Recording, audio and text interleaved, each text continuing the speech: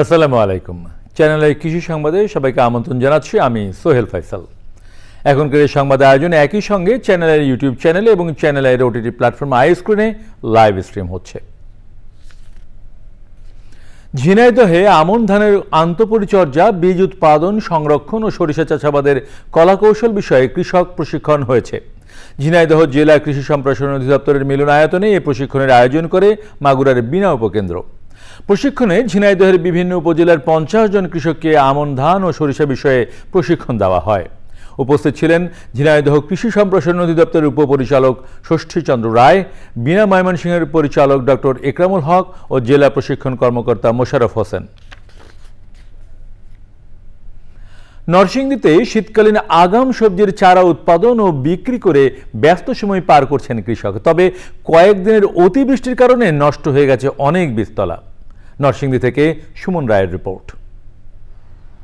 বেগুন, শিম, ফুলকপি, বাঁধাকপি, মরিচ, লাউ, শসা, টমেটো, পেঁপে সহ বাণিজ্যিক ভিত্তিতে বিভিন্ন ধরনের সবজির চারা উৎপাদন করেন এই অঞ্চলের কৃষক। শীতকালীন আগাম সবজির জন্য প্রতি বছরের আগস্ট থেকে ডিসেম্বর মাস পর্যন্ত 3 বার বীজ অঙ্কুরোদ্গমের মাধ্যমে উৎপাদন করা হয় এসব চারা। এবার বৃষ্টির কারণে বীজতলা নষ্ট হওয়ায় আবারও বীজ বপন করতে হচ্ছে। সঠিক বীজটা আমরা বেশি ভালো মানের বীজ বেশি, এই কারণে আমাদের এখানে চাহিদা বেশি। বৃষ্টির কারণে আমাদের 50 থেকে 70,000 টাকার মতন ক্ষতি হয়েছে। বৃষ্টি আমরা অনেক চারা নষ্ট হয়েছে, অনেক মানুষের অনেক খাড়া নষ্ট হয়েছে। বৃষ্টি মেঝে ভালো আছে, যেটা আলি অনেক আলি বাদ গেছে, উঠছে না। গুণগত মান ভালো হওয়ায় এখানকার উৎপাদিত সবজি চারার চাহিদা তৈরি হয়েছে দেশের বিভিন্ন জেলায় কৃষকদের মধ্যে। এখান থেকে আপনার বেগুন, মরিচ, তারপর টমেটো, কপি এগুলো সংগ্রহ করে আমরা বিভিন্ন স্থানে আমরা বিক্রি করি।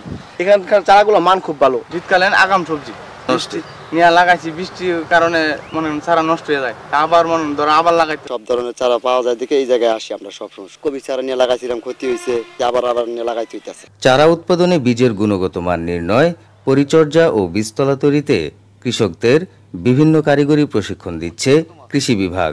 সবজির যে বীজতলা সেটি আগাম বীজতলা এবং এগুলো কিছুটা ক্ষতিগ্রস্ত হওয়াতে আমরা সেগুলোকে চাষিদেরকে পুষিয়ে নেওয়ার জন্য প্রয়োজনীয় পরামর্শ এবং সরকারের পক্ষ থেকে যে কিছুটা পুনর্বাসনের ব্যবস্থা করা হয়েছে সেগুলো দিয়ে আমরা তাদেরকে সহযোগিতা করব।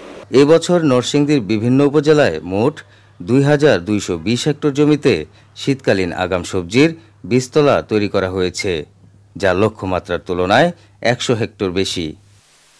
নরসিংদী থেকে Suman Roy, channel I. Channel I কৃষি সংবাদের আজকের আয়োজন এ পর্যন্তই। পরবর্তী সংবাদ আয়োজনে আমন্ত্রণ জানিয়ে বিদায় নিচ্ছি। সবাইকে ধন্যবাদ।